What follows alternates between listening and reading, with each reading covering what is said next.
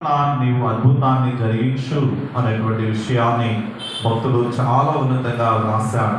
కనుక దేవుని నామములో నమ్మకత్వాన్ని మనం కడవరకు కనపరచేవారంగా ఉందాం. హల్లెలూయా. కడవరకు నమ్మకత్వాన్ని కనపరచేవారు. క్రైస్తవ్యం అనేది ఒక రోజుతోనో ఈ లెంట్ డేస్తోనో లేకపోతే క్రిస్మస్ ధ్యాన దినాలకు పరిమితమైనటువంటిది కాదు. క్రైస్తవుడుగా నీవు అంగీకరించబడిన తర్వాత క్రీస్తు మార్గంలో ప్రయాణం చేస్తానని నువ్వు ఒడంబడిక చేసుకున్న తర్వాత ఆ దినము మొదలుకుని నీ జీవిత కాలం అంతవరకు కూడా ప్రభుతో నీవు జీవించాలి, ప్రభుతో నీవు నడవాలి, ప్రభుతో సహవాసం చేయాలి, ప్రభుని నమ్ముకోవాలి, ప్రభు మీద నీవు ఆధారపడగలగాలి. హల్లెలూయా. హల్లెలూయా. ప్రభు మీద మనం ఆధారపడగలగాలి. చదవబడిన లేఖన భాగంలోనికి మనం వెళదాం. అపోస్తలుల కార్యములు 2వ అధ్యాయము 37వ వచనములో నుండి 42వ వచనం వరకు ఉన్నటువంటి వాక్యాన్ని చదవగా మనమందరం కూడా వినిన వారంగా ఉన్నాం. 42వ వచనం ఈ రీతిగా మనకు తెలియజేస్తుంది. వీరు అపోస్తలుల బోధయందును సహవాసమందును రొట్టె విరుచుట యందును ప్రార్థన చేయుట యందును ఎడతెగక ఉండిరి. హల్లెలూయా. చెప్దాం హల్లెలూయా. దేవుని వాక్యం సెలవిస్తుంది. ఈ లేఖన భాగాలు సహవాసాన్ని గురించి మాట్లాడుతున్నాయి. దేని గురించి మాట్లాడుతున్నాయి?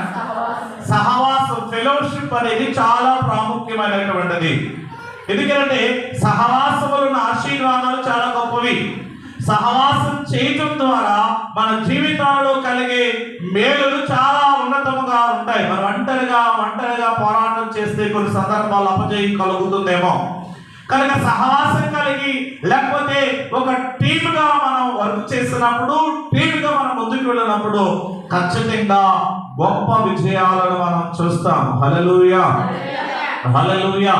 ఐక్యత లేకపోతే సహవాసం అనేటువంటి మాటలు బైబిల్ గ్రంథంలో తరచుగా మనకు కనబడతాయి. తరచుగా మనకు అవి అనేకమైన విషయాలు, పాఠాలు మనకు నేర్పిస్తాయి. కానీ ఈరోజు దేవుని వాక్యం మనకి ఏమని సెలవిస్తుందంటే మనమందరం కూడా సహవాసం కలిగి ఉండాలి. ఏం కలిగి ఉండాలి? సహవాసం కలిగి ఉండాలి, కలిసి ఉండాలి. ఇది దేవుని సంకల్పం. ఈరోజు ఈ మాట సమాజానికి చాలా వ్యతిరేకంగా కనబడుతుంది. నేను, నా కుటుంబము అనేటువంటి మాటలు మాట్లాడుతూ ఉన్నాం. కనుక గత కాలంలో మేము, మన కుటుంబాలు అనేటువంటి మాటకు బదులుగా నేను, నా కుటుంబము అనేటువంటి స్థాయిలోనికి వచ్చేసాం. కుటుంబంలోనికి వచ్చేసరికి ఇదివరకు కుటుంబంలో ఉన్న వారందరూ కూడా ఐక్యంగా ఉండేవాళ్ళు. ఈ రోజున ఇంట్లోనే ఉంటారు, కానీ ఎవరు దగ్గర ఉన్న ఫోను వారు చూసుకుంటా సమయాన్ని ఏం చేస్తారు? మనుషులతో మాట్లాడే పరిస్థితి లేదు. మేబీ రైల్వే స్టేషన్లో కానీ, బస్ స్టేషన్లో కానీ, తను ఎక్కడ ప్రయాణం చేస్తున్నా, ఏ ప్రాంతంలో ఉన్నా చుట్టూ చాలా మంది ప్రజలు ఉంటున్నారు. చుట్టూ చాలా మంది ప్రజలతో తన ప్రయాణం చేస్తున్నాడు, కానీ ఆ మిగిలిన ప్రజలతో ఆ వ్యక్తి మాట్లాడటానికి ఆలోచన చేయట్లేదు. తన ముందున్నటువంటి ఆ సెల్ ఫోన్కి బందీ అయిపోయాడు. ఒంటరితనం అధికమైపోతుంది, లోన్లీనెస్ అనేటువంటిది అధికమైపోతుంది. ఒంటరితనములు అనేకమైనటువంటి సమస్యలకు మనిషి ముందుకు కొనసాగుతున్నాడు. ఆ సమస్యలకు ఒకసారి పరిష్కారం చెప్పలేకపోతున్నాయి. తోటి వ్యక్తితో సహవాసం చేస్తే ఒకవేళ నీకు చిన్న కష్టం ఆ వ్యక్తికి కూడా వచ్చి ఉన్నట్లయితే నీకు ఆ మంచి పరిష్కారం చెప్పేవాడు ఉంటాడు. ఒకవేళ తెలియకపోతే పెద్దవారు మంచి పరిష్కారం చెప్పేవారు ఉంటారు. హల్లెలూయా. హల్లెలూయా. కనుక సంఘం కూడా సహవాసం అనేది చాలా ప్రాముఖ్యం. కనుక అందరూ కూడా కలిసి దేవుని ఆరాధించడం చాలా ప్రాముఖ్యం. అందరూ కూడా కలిసి ప్రభుతో ఆనందించడం చాలా ప్రాముఖ్యం. ఈ రోజున ఈ సహవాసం ద్వారా దేవుడు మనకు తెలియచేయబోతున్నటువంటి కొన్ని పాఠాలను మనం నేర్చుకోవడానికి సిద్ధపడదాం. సామెతల గ్రంథము 27వ అధ్యాయము 17వ వచనములో ఉన్న మాటను జ్ఞాపకం చేసుకుందాం. సామెతల గ్రంథము 27వ అధ్యాయము 17వ వచనములో ఉన్నటువంటి మాటను మనం జ్ఞాపకం చేసుకుందాం. చదవండి. ఇనుము చేత ఇనుము పదునగును, అట్లు ఒకడు తన చెలికానికి వివేకము వివేకము జ్ఞానం పుట్టించును. ఇక్కడ ఎవరు పుట్టిస్తారంటే తన చెలికాడు జ్ఞానం పుట్టిస్తాడు. ఇక్కడ జ్ఞానం కలిగినటువంటి సొలొమోను మహారాజు ఒక మంచి మాటను తెలియజేస్తా ఉన్నాం. ఇనుము చేత ఇనుము ఏమవుతుందట? పదునవుతుంది. మనం కంసాలి వారి దగ్గరికి వెళ్తే మన ఏదైనా వస్తువును పదును చేయాలంటే మనం దేంతో కొడతాడు? దాన్ని మళ్ళీ ఇనుముతో లేదా కొట్టేది? ఇనుమును ఉపయోగించి ఇనుమును ఏం చేస్తాడు? పదును చేస్తాడు, సానబెడతాడు. అందుకనే దేవుడు ఇనుము చేత ప్రత్యేకంగా ఇక్కడ ఇనుము పదునవుతుంది. నీ చెలికాడి చేత దేవుని వాక్యం ఏమని చెప్తుందంటే వివేకం పుడుతుంది. ఒక వ్యక్తితో సహవాసం చేయటం ద్వారా నీకు వివేకం పుడుతుంది. ఒంటరిగానో అడవులోకి వెళ్ళో లేకపోతే ఎక్కడికో వెళ్ళో నీ జీవితాన్ని జీవించడం ద్వారా నీకు ఒకవేళ నీకు వివేకం కలగకపోవచ్చు. నువ్వు సమాజంలో ఉన్నావు, నీ తల్లిదండ్రుల చెంత నువ్వు జీవిస్తున్నావు, నీ బంధువుల మధ్యలోనే ఉన్నావు, ఆత్మీయ మధ్యలో ఉన్నావు. సహవాసం అనేది చాలా ప్రాముఖ్యం. మరి ఈ వ్యక్తితో కలిసి ప్రార్థన చేయటం, మరి ఈ వ్యక్తితో కలిసి ఆ దేవుని మందిరంలోకి వెళ్ళటం, మరి ఈ వ్యక్తితో కూడా కలిసి ప్రభుని గణపరచడం చాలా ప్రాముఖ్యమైనటువంటి విషయం. ఎందుకంటే కొన్ని సందర్భాల్లో తోటి వ్యక్తుల ద్వారా దేవుడు మనతో మాట్లాడతాడు. హల్లెలూయా, హల్లెలూయా. కొన్ని సందర్భాల్లో మన తల్లిదండ్రుల ద్వారా దేవుడు మనతో మాట్లాడతాడు, మన స్నేహితుల ద్వారా దేవుడు మనతో మాట్లాడతాడు, లేకపోతే మన సమాజంలో అంటే ఇలా సంఘాలలో ఉన్న కొంతమంది పెద్దవారి ద్వారా దేవుడు మనతో మాట్లాడతాడు. ఎందుకంటే దేవుని వాక్యం సెలవిస్తుంది, దేవుని యొక్క లేఖన భాగాలు సెలవిస్తున్నాయి. మనం ఏ చెట్టు దగ్గరికి వెళ్తే ఆ చెట్టు మాట్లాడదు, ఒక కొండ మాట్లాడదు, రాయి మాట్లాడదు, రప్ప మాట్లాడదు. కానీ మన తోటి వారి ద్వారా దేవుడు మనకు ఒక ఉన్నతమైన జ్ఞాన హృదయాలను కలుగ చేస్తాడు. 2వ సమూయేలు గ్రంథము 12వ అధ్యాయము 7వ వచనములో ఉన్న మాటలను జ్ఞాపకం చేసుకుందాం. 2వ సమూయేలు గ్రంథము 12వ అధ్యాయము 7వ వచనములో ఉన్న మాటలు ఈ రీతిగా తెలియజేస్తా ఉన్నాయి. చదవమా. నాతాను దావీదును చూసి, ఆ మనుషుడవు నీవే, ఇశ్రాయేలీల దేవుడైన యెహోవా సెలవిచ్చినదేమనగా, ఇశ్రాయేలుల మీద నేను నిన్ను రాజుగా పట్టాభిషేకము చేసి సౌలు చేతుల నుండి విడిపించి నీ యజమానుని నగరిని నీకు అనుగ్రహించాను. దేవుని వాక్యం ఇక్కడ తెలియజేస్తుంది. దేవుడు దావీదు దగ్గరకు ఎవరిని పంపించాడు? నాతాను పంపించాడు. ఎందుకు పంపించాడంటే దావీదు చేసిన తప్పు దావీదుకు తెలియాలి, దావీదుకు తెలియాలి అనేటువంటి ఉద్దేశంతో ఆ నాతాను పంపించి నాతాను ద్వారా దేవుడు దావీదుతో మాట్లాడుతున్నాడు. ఒక చక్కని ఉపమానాన్ని లేకపోతే ఒక చక్కని సారాంశంతో కూడినటువంటి మాటను తెలియజేస్తాడు. అయ్యా, ఇదిగో ఒక ధనవంతుడు, ఒక ఐశ్వర్యవంతుడు ఉన్నాడు. ఇదిగో ఐశ్వర్యవంతుడికి చాలా విస్తారమైన గొర్రెలు ఉన్నాయి, గొడ్లు ఉన్నాయి, అనేకమైనటువంటి కలిగి ఉన్నాయి. కానీ ఆ ప్రాంతంలో దరిద్రుడికి ఒక గొర్రె, ఆడగొర్రె ఉంది. ఈ విస్తారమైనటువంటి ధనం కలిగిన వాడు, ఈ విస్తారమైనటువంటి ఆస్తి కలిగినటువంటి వాడు తన దగ్గర ఉన్న వాటిని చూసి తృప్తి పడక ఆ పేద వారి ఇంటి దగ్గర, ఆ దరిద్రుని యొక్క ఇంటి దగ్గర ఉన్నటువంటి ఆ గొర్రెను చూసి తన ఇంటికి వచ్చిన వారికి దాన్ని వధించి మంచి భోజనం పెట్టాడు. చాలా పాపం వచ్చింది దావీదుకి. చాలా ఆవేశపడిపోయాడు. చాలా ఆవేశంతో తను అంటున్నాడు. 5వ వచనం ఒకసారి చదవండి. దావీదు ఈ మాట విని ఆ మనుషుని మీద బహుగా కోపించుకుని, యెహోవా జీవము తోడు, నిశ్చయముగా ఈ కార్యము చేసిన వాడు ఏమవ్వాలన్నాడు? తనకు తెలియకుండానే తన యొక్క జీవితం మీద న్యాయాధిపతిగా దేవుడు ఏర్పాటు చేస్తాడు తనని. ఆ పని చేసిన వాడు ఏమవ్వాలంటున్నాడు దావీదు? చచ్చిపోవలసిందే, వాడు మరణించవలసిందే. ఇలాంటి ఆవేశంతో మాట్లాడుతున్నప్పుడు దావీదు నాతాను వెంటనే ఆ మనుషుడవు ఎవరో కాదయ్యా, మనుషుడు నీవే. వెంటనే పశ్చాత్తాపంతో దావీదు ప్రభు పాదాలు పట్టుకున్నాడు.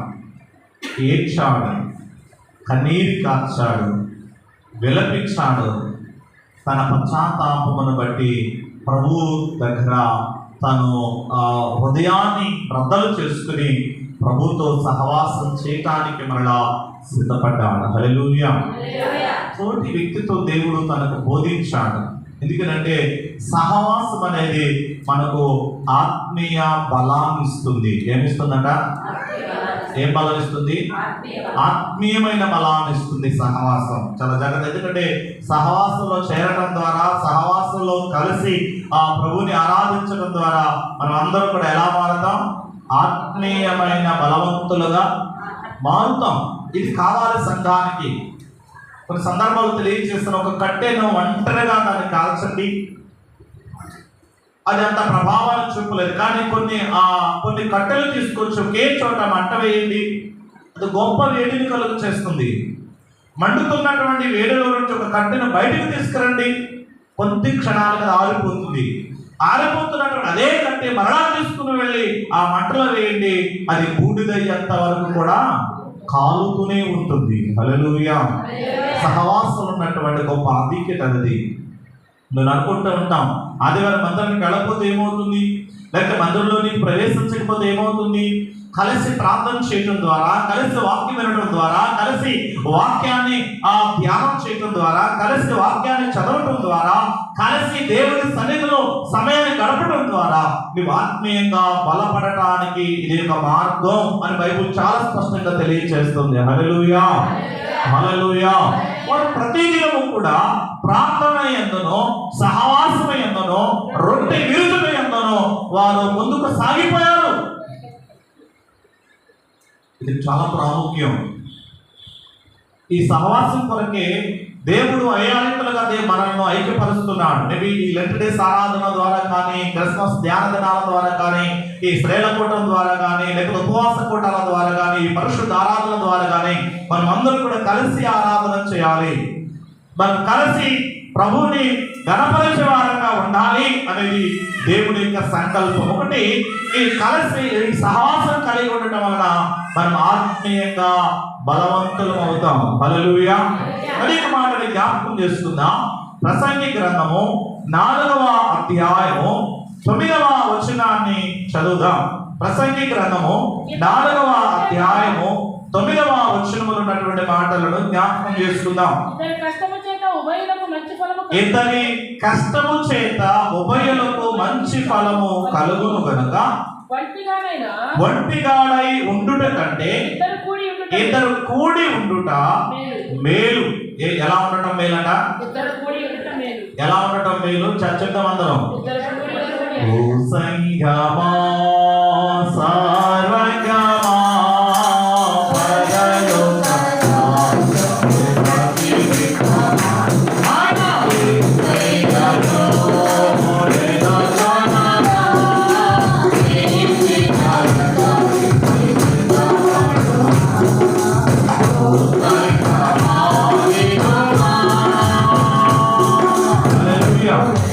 దేవుడు మనలను సంఘంగా చూడాలని కోరుకుంటున్నాం. ఇక్కడ కూడా జ్ఞానం కలిగినటువంటి సలోమాను చెప్తున్నటువంటి ఒక విలువైన మాట ఏమిటంటే, ఇద్దరు కష్టము చేత ఉభయులకు మంచి ఫలము కలుగును గనక ఒంటిగాడై ఉండుట కంటే ఇద్దరు కూడి ఉండుట మేలు. అదే వాక్యవాదులు 11-12వ అధ్యాయం చివరి వచనంలో అంటాడు కదా, ఒంటరి ఒకటి మీద మరొకడు పడినడలా ఇద్దరు కూడి వారిని ఎదిరింపగలరు. 3 పేటల త్రాడు త్వరగా కనుక కలిసి ఉండటం ద్వారా నీ జీవితంలో మేలు కలుగుతుంది. ఇది దేవుడిచ్చిన గొప్ప ఆధిక్యత. సహవాసం ఆత్మీయ బలాన్ని ఇస్తుంది. సహవాసం మనకు మేలు కలుగు చేస్తుంది. హల్లెలూయా. ఏం కలుగు చేస్తుందట? కలిసి ఉంటే కలదు సుఖం. విడిపోతే చాలా సమస్యలు ఉన్నాయి, విడిపోవడానికి చాలా పరిస్థితులు మన ముందు ఉంటాయి. తప్పిపోయిన కుమారుడు విడిపోవాలని విడిపోయేంత వరకు కూడా తహతహలాడాడు, తాపత్రయపడ్డాడు, పరుగులు తీశాడు. కానీ ఒక రోజున ఈ విడిపోవడం కంటే సహవాసమే మేలు అనుకున్నాడు. ఏమనుకున్నాడు? ఈ ఒంటరితనంలో చాలా మంది తన దగ్గరకు వచ్చాక వెళ్ళిపోయారు. చివరికి గుర్తొచ్చింది దేవుని సహవాసం లేక తండ్రి సహవాసం. అంటాడు దేవునికి విరోధంగా తను వెళ్ళినటువంటి స్థితిని జ్ఞాపకం చేసుకున్నాం. మనకి ఈ రోజున దేవుని వాక్యం నీతో మాట్లాడుతుంది. నీ జీవితంలో ఆ సహవాసం అనేది మేలు కలుగు చేస్తుంది, కీడు కాదు. నలుగురులో కలిసి ఉండటం వలన అనగా ఆత్మీయమైనటువంటి ఈ కూడికలు లేకపోతే ఆత్మీయమైన ఈ సహవాసం అనేది నీకు మేలు. అది ఎప్పుడు మరచిపోవద్దు. కానీ ఆత్మీయ బలాన్ని ఇస్తుంది సహవాసము. అదే రీతిగా ఆత్మీయ సహవాసము నీకు మేలు కలుగ చేస్తుంది. కొన్ని సందర్భాల్లో మనం ఏదో ఆలోచనతో వెళతాం, కానీ మన ఆలోచనలు దేవుడు ఎదిగిన వాడుగా ఉన్నాడు. కానీ మనం ఏదో పొందాలని ఆ స్థలానికి వెళ్ళాం, కానీ వెళ్ళడానికి ప్రయత్నం చేస్తాం. కానీ గొప్ప మేలు చేత తిరిగి మన గృహాలకు రావడానికి దేవుడు కృపను చూపేవాడు ఉంటాడు. హల్లెలూయా, హల్లెలూయా.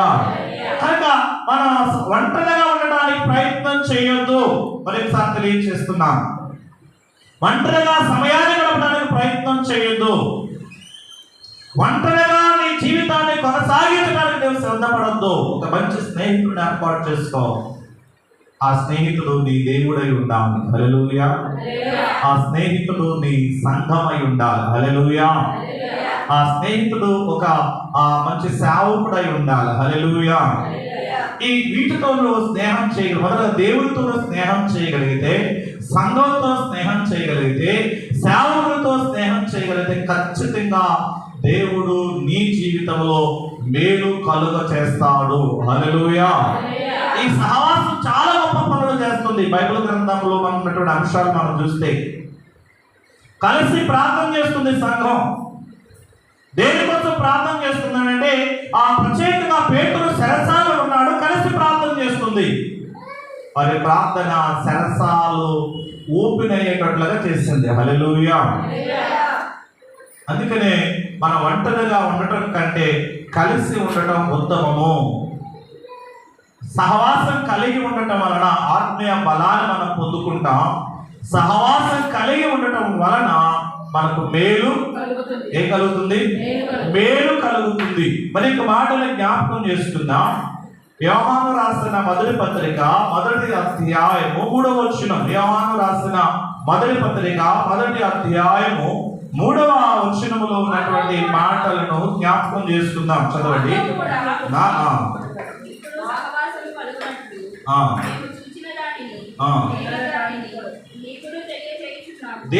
చదవమ్మా. మన సహవాసమైతే తండ్రితో కూడాను ఆయన కుమారుడైన యేసు క్రీస్తుతో కూడాను ఉన్నది. హల్లెలూయా. యోహాను అంటున్నాడు మన సహవాసం ఎవరితో ఉంది? ఎవరితో ఉంది మన సహవాసం? అందుకనే యేసుక్రీస్తు ప్రభువారు ఒక మాట తెలియచేశారు, నా యందు మీరును మీ యందు నా మాటలు నిలిచి ఉన్నాడలా మీకు ఏది ఇష్టమో అడగండి. మనము దేవుడు ఐక్యం కావాలి. మన స్నేహితుడు చాలా ఇష్టమైనటువంటి మన స్నేహితుడు ఏదైనా అవసరంతో మన దగ్గరకు వచ్చాడు అనుకోండి, మనం కాదంటామా? మన దగ్గర లేకపోయినా ఏం చేస్తాం? ప్రక్కన వారి దగ్గర అడిగి ఇస్తాం. ప్రాణ స్నేహితులు, మోసం చేసే స్నేహితులు కాదు. మన ప్రాణ స్నేహితులు, మనం నమ్మినటువంటి వారు ఏదైనా అవసరత నిమిత్తం మన దగ్గరకు వస్తే వెంటనే అతనికి మనం సహాయం చేయడానికి సిద్ధపడతాం. కారణం ఏంటంటే ఇతడు నేను ప్రేమిస్తున్నవాడు, ఇతడు నా మనస్సును ఎరిగినవాడు, ఇతరుతో నేను కలిసి సాగిపోతున్న వ్యక్తిగా నేను ఉన్నాను, ఇతను నేను ఒకటే అని భావంలోనికి మనం వెళ్తాం. అది ఆలోచనలోనికి వెళ్తాం. కనుక నీవు దేవుడు కూడా ఒకటి కావాలి, నీవు దేవుడు కూడా ఒకటైపోవాలి, నీవు దేవుడు కూడా ఏకం కావాలి. ఫిలిప్పీయులకు రాసిన పత్రిక 2వ అధ్యాయము 1వ వచనములో ఉన్న మాటను చదువుదాం. ఫిలిప్పీలకు రాసిన పత్రిక 2వ అధ్యాయము 1వ వచనములో ఉన్నటువంటి మాటలను మనం చదువుదాం. చదవండి. కావున క్రీస్తునందు ఏ హెచ్చరిక అయినను, ప్రేమ వలన ఆదరణ అయినను, ఆత్మయను ఏ సహవాసమైనను, ఏ దయారసమైనను, వాత్సల్యతైనను ఉన్నాయడలా మీరు ఏక మనస్కులగనట్టు ఏక ప్రేమ కలిగి ఏక భావము గలవారిగా ఉండి ఒకదాని యందు మనసుంచుచు నా సంతోషమును సంపూర్ణము. హల్లెలూయా. కనుక సహవాసం మనకు ఆత్మీయ బలాన్ని ఇస్తుంది. సహవాసము మనకు మేలును కలుగు చేస్తుంది. సహవాసము మనలను ఐక్యతలోనికి నడిపిస్తుంది. ఏం చేస్తుందంట? ఇప్పుడు మనమందరం ఉన్నాం. మనమందరం కూడా దేవుని దృష్టిలో ఒకటిగా ఉన్నాం. భౌతికంగా మన ఆకారాలు వేరుకుండొచ్చు, మన రంగు వేరుకుండొచ్చు, మన వస్త్రాలు వేరుకుండొచ్చు, లేకపోతే మన భావాలు వేరుకుండవచ్చు. ఈ రోజు నా రక్షణ సైన్యం అనే ప్రార్థన మందులో నిలిచినటువంటి మనమందరం కూడా సంఘంగా కూడుకున్న వారంగా ఉన్నాం. ఈ సంఘాన్ని దేవుడు ఐక్యతలో చూస్తున్నాడు. అందుకనే ప్రార్థన చేసే విషయంలో మనం అందరూ కూడా ఏక మనస్సు కలిగినది ఇక్కడ చాలా స్పష్టంగా తెలియజేస్తున్నాడు. మీరు ఏక మనస్సు కలిగినట్లుగా ఏక ప్రేమ కలిగిన వారు ఉండండి. చాలు. ఏక ప్రేమ మీలో ఉండాలి. ఒకే ప్రేమ ఉండాలి. ఎలా సాధ్యం ఇది? ఇది ఎలా సంభవిస్తుంది? మనందరం కూడా హృదయపూర్వకంగా దేవుని మీద ఆధారపడితే మనందరిలో ఒకే ఉద్దేశము, ఆ ఒకే ఆలోచన ప్రారంభమవుతుంది. హల్లెలూయా, హల్లెలూయా. మన ఉద్దేశాలు విభేదాలు ఉండవు, మన ఆలోచనలు విభేదం, కానీ మనం అందరం కూడా దేవుని మీద పరిపూర్ణంగా ఆధారపడాలి. దేవుని మీద ఆధారపడితే మన అందరి ఉద్దేశాలు ఒకటిగానే ఉంటాయి. మనందరి ఉద్దేశాలు ఒకే భావంతో ముందుకు వెళ్తాయి. ఏక మనస్సు మనకు ఉంటుంది, ఏక ప్రేమ మనకు ఉంటుంది. కనుక ఏక భావం కలిగిన వారిని మనం వెళ్తాం. ఒకరి భావాలు మరొకరు వ్యతిరేకించడం, ఒకరి భావాలు మరొకరు తిరస్కరించడం, వారు చెప్తే మేము ఎందుకు వినాలి అనేటువంటి భావన, ఆలోచన ఎవరికి కూడా కలగదు. కనుక దేవునికి లేఖన భాగాలు సెలవిస్తూ ఉన్నాయి. సహవాసం ద్వారా ఆత్మీయ బలాన్ని మనం పొందుకుంటాం. సహవాసం ద్వారా మేలులను మనం అనుభవిస్తాం, కీడు కాదు. మేలు మనం అనుభవిస్తాం. ఒంటరిగా ఉండటం వల్ల కీడు అనుభవిస్తామేమో, కానీ సహవాసం కలిగి ఉండటం వల్ల మేలును అనుభవిస్తాం. సహవాసం కలిగి ఉండటం వలన దేవునికి ఇష్టముగా ఉంటాం. హల్లెలూయా. ఎవరికి ఇష్టంగా ఉంటాం? ఎవరికి ఇష్టంగా ఉంటాం? నీ భార్య కొంతకాలం నువ్వు చాలా ఇష్టంగా ఉన్నావని అంటుంది. తర్వాత ఆ ఇష్టంగా ఉన్నావని చెప్పినటువంటి ఆమె కష్టంగా మాట్లాడుతుంది. నీ భర్త నేను చాలా ఇష్టంగా చూస్తాడు. కొన్ని రోజులు ఇష్టంగా చూసినటువంటి నీ భర్త నిన్ను కొన్ని రోజులకి కష్టంగా చూడటం ప్రారంభం చేస్తాడు. ఇవి సమాజంలో ఉన్నటువంటి పరిస్థితులు, సమాజంలో ఉన్నటువంటి స్థితిగతులు ఇవన్నీ కూడా కష్టంగా మారవచ్చు.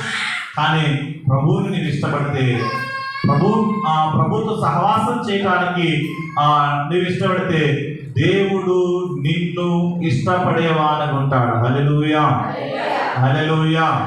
కనుక చూడండి, సహవాసం ద్వారా ఆత్మీయ బలాన్ని పొందుకుంటాం, సహవాసం ద్వారా మేలును అనుభవిస్తాం, సహవాసం ద్వారా దేవునికి ఇష్టలుగా మనం మారతాం. ఈ సంఘం చాలా ఉన్నతమైనదండి. ఈ సంఘంలో ఉన్నటువంటి వ్యక్తులు చాలా ఐక్యంగా, వీరు ఆత్మీయ బలం కలిగిన వారు ఉన్నారు, వీరి నోట నుండి వస్తున్న ప్రతి మాట మేలుకరంగా ఉంటుందండి అనేటువంటి చెప్పగలిగే స్థాయిలోనికి, చెప్పగలిగే స్థితిలోనికి మనం వెళ్ళినప్పుడు మన సంఘాన్ని బట్టి దేవుడు ఇష్టాన్ని కనపరిచేవాడుగా ఉంటాం. మనల్ని బట్టి దేవుడు వీరు నాకు ఇష్టమైన ప్రజలు అని చెప్పగలుగుతాం. ఒక రోజున దేవుడు తన పరిచయం చేసుకోవడానికి తన వాడిన పదాలు ఏమిటంటే, నేను అబ్రహాము దేవుడను, నేను ఇస్సాకు దేవుడను.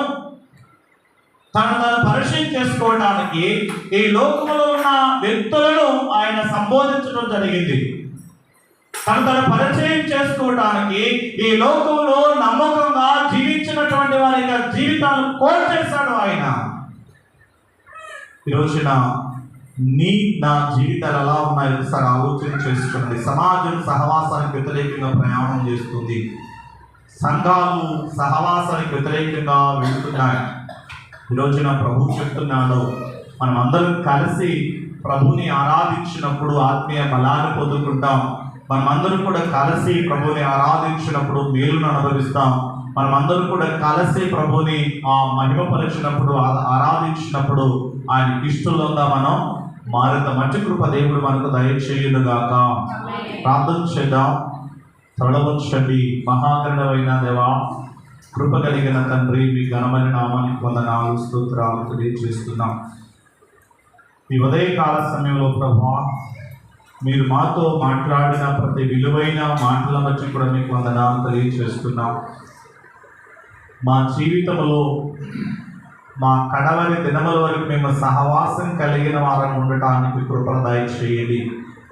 సహవాసం ద్వారా ప్రభా మీరు మాకు అనుగ్రహించేటటువంటి ప్రభువా ఆత్మీయ బలాన్ని, ప్రభా మీరు మాకు అనుగ్రహించే మేలులను మీకు ఇష్టలుగా మా జీవితాలు మార్చుకునే స్థితిని మేము విడిచిపెట్టకుండా కొనసాగునట్లుగా సహాయం చేయమని ప్రార్థన చేస్తున్నాం. ఎల్లప్పుడూ కూడా మీతో మా సంఘము సహవాసం కలిగినది ఉండటానికి సహాయం చేయమని ప్రార్థన చేస్తున్నాను దేవా. ఇక్కడ చేరిన ప్రతి ఒక్కరు మీరు దీవించండి, ఆశీర్వదించమని యేసయ్య నామములో ఈ మనవులు అడిగి వేడుకొనుచున్నాము తండ్రి. ఆమేన్.